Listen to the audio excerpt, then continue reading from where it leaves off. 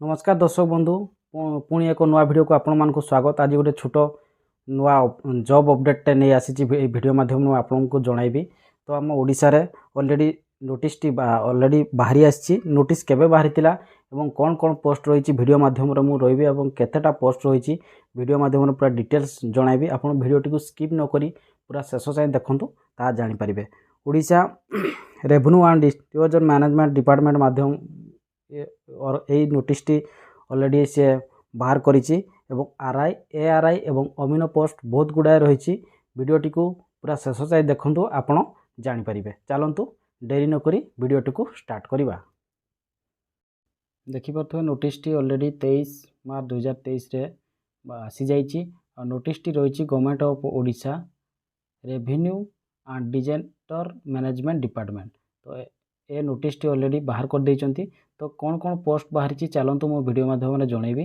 रही RI inspector जोटा कि रेवेन्यू इन्स्पेक्टर बा आरआई जोटा कह जाए। तापर रही असिस्टेंट आरआई बा असिस्टेंट रेवेन्यू इन्स्पेक्टर और रही अमीनो। देखिपे एठारे आपणकर सालारी भी दे देइछि। आपण देखिपे सालारी सब डिटेल्स देइछि।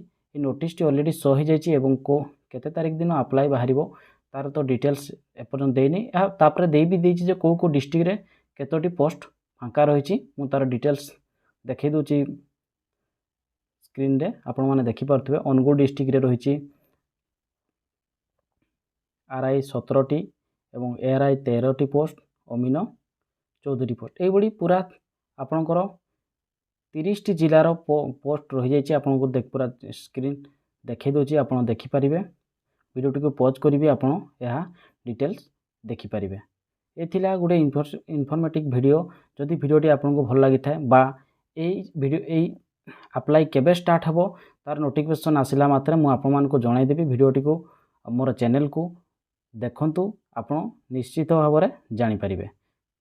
एथिला गोटे छोट इनफॉर्मेशन वीडियो। जदि वीडियोटी को भल लागि थाए मोर चैनल को आपण सब्सक्राइब करी रखंतु। धन्यवाद।